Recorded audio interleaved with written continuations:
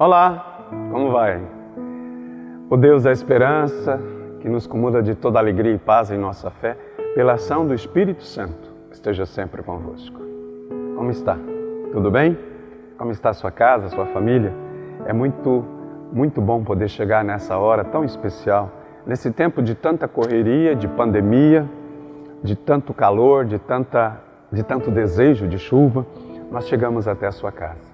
Que a palavra seja como a água, né? Como a chuva que cai para fecundar esse solo seco que estamos vivendo.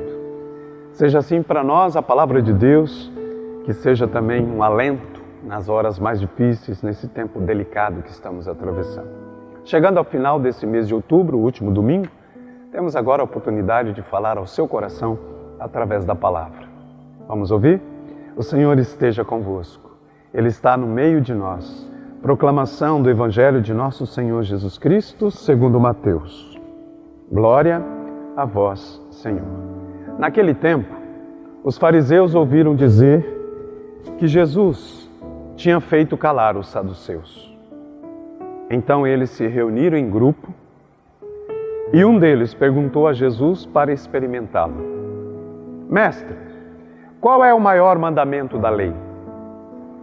Jesus respondeu: Amarás o Senhor teu Deus de todo o teu coração, de toda a tua alma e de todo o teu entendimento.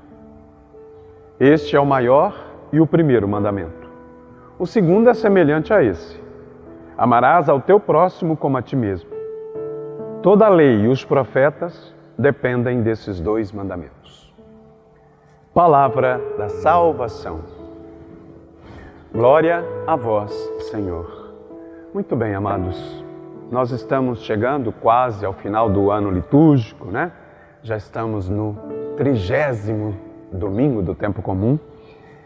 Sendo o último domingo desse mês de outubro, temos a alegria e a satisfação de dizer a você que nas palavras de Jesus hoje, desse Evangelho de Mateus que acompanhamos ao longo de todo esse ano de 2020, esse ano tão especial, é o Evangelho mais judaico, é o Evangelho que prima pela experiência da lei, né? Da comunidade que está marcada pela experiência dos mandamentos, das regras do judaísmo. Vejam que o judaísmo, que tem mais de 600 leis, né? Que tem uma experiência marcada pela lei e os profetas, essa é a base e o fundamento, né, da religião judaica, vai enfrentar nesse domingo, nesta leitura que acabamos de ouvir, a mesma coisa que Jesus passou no domingo anterior, né? As autoridades religiosas e as autoridades judaicas acabam, na verdade, colocando ele contra a parede para poder ter motivos de prendê-lo, de acusá-lo, de fazer o desfecho daquelas coisas que nós já sabemos, né? Toda a sua paixão, morte e ressurreição. Por isso a pergunta que deve nortear a palavra de hoje é essa: qual é o maior mandamento? Não é assim que eles perguntam? E eu e você certamente hoje gostaríamos de fazer uma pergunta mais ou menos assim, semelhante. O que a gente precisa fazer? O que é resumo, né? Em resumo, o que é necessário nós cristãos fazermos? Uma ou duas coisas que contempla tudo. Porque estamos num mundo que tem tanta coisa, tanta palavra, tem tantas orientações, a gente fica assim meio que perturbado, não é verdade? Principalmente agora, nesse tempo da pandemia, que aparecem tantas opiniões, tantas coisas, tantas orientações, que a gente fica meio louco. Vai seguir a quem? Vai obedecer a quem? Os fariseus e os doutores da lei, na verdade, aqueles que estavam interpelando Jesus, estavam também querendo colocá-lo contra a parede. Jesus retoma um antigo credo na resposta que ele dá sobre o maior mandamento. O maior mandamento é o amor, nós já sabemos. Mas lembra que no livro do Deuteronômio, no capítulo 6, está esse código da aliança que ele lembra hoje. Ouve, Israel, o Senhor nosso Deus é o único Senhor, amarás a Ele de todo o teu coração, de toda a tua alma e com toda a tua força. Olha aí, esse é o primeiro e o maior mandamento. E Jesus nada mais faz do que retomar esta antiga tradição do credo de Israel. Mas ele acrescenta a segunda parte. E o segundo mandamento é semelhante a esse: amarás ao teu próximo como a ti mesmo. Porque a primeira parte não tem nada de novidade, como eu acabei de dizer, já é uma retomada do antigo credo. O que é novo é exatamente a segunda parte. Não tinha nada que se meter Jesus aí colocando o próximo. Mas essa que é a novidade. E vamos ter que entender exatamente isso, porque no Evangelho de Lucas, você se recorda, este texto vem logo antes da parábola do bom samaritano. Porque a pergunta do mestre era essa: e quem é o meu próximo? E para nós também hoje continua sendo grande, dúvida: quem é o próximo? Por que é que amar a Deus tem que passar pelo próximo? Por que que a gente não poderia viver uma religião, só eu e Deus? Como falamos no domingo passado, na semana passada, o que tem a ver a religião que se meter no campo da política? Por que que a gente não pode ficar só nas celebrações, nas orações, louvando e agradecendo a Deus? O que tem que se meter no campo da política? Deixa eu falar uma coisa para você. E está no Código da Aliança. O amor tem sua casa no outro. Não é em nós.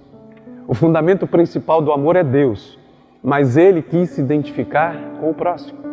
E nesse Evangelho de Mateus, vamos chegar lá, no capítulo 25, onde aparece o juízo final, Ele mesmo, Jesus, vai se identificar com esse próximo.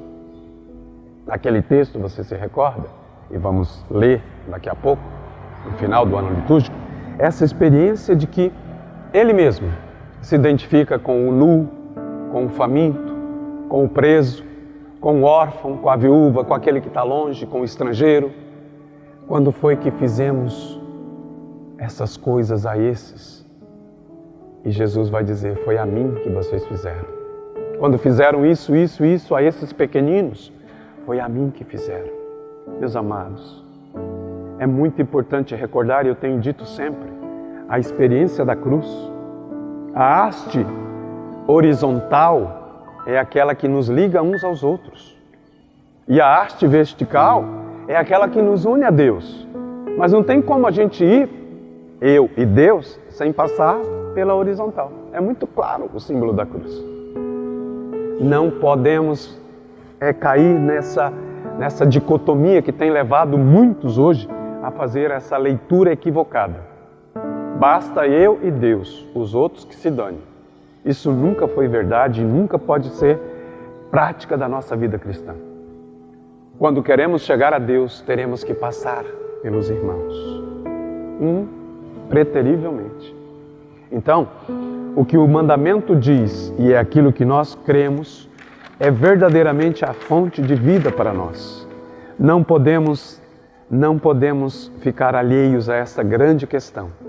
O amor a Deus é colocado no mesmo patamar, ou o amor ao próximo, o amor ao homem, está na mesma dimensão do próximo, porque Ele quis estar no próximo.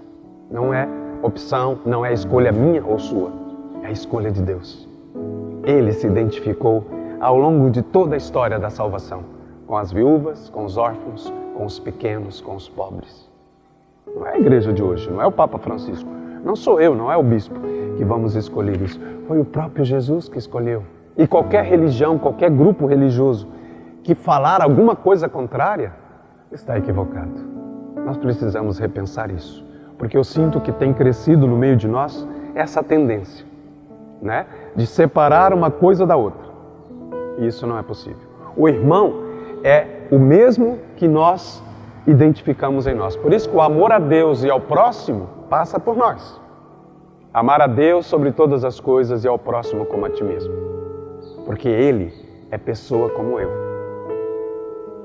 Ele é pessoa como eu.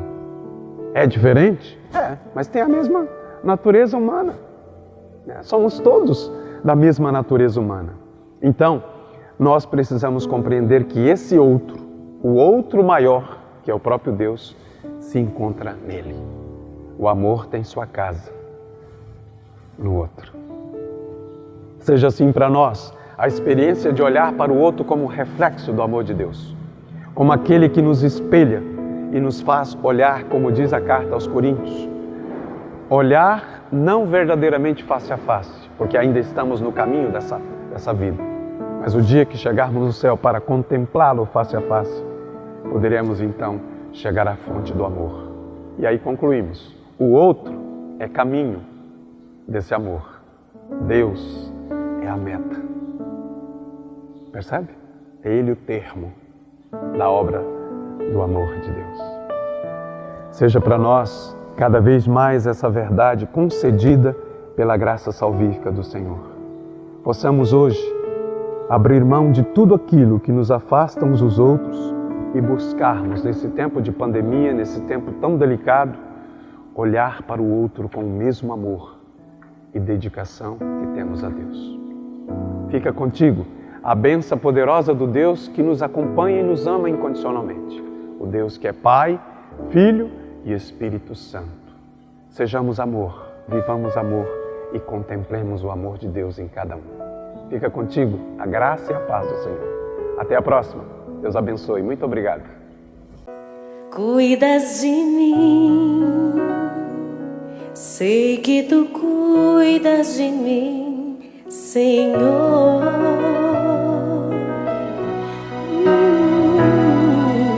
Cuidas de mim, sei que tu cuidas de mim, Senhor.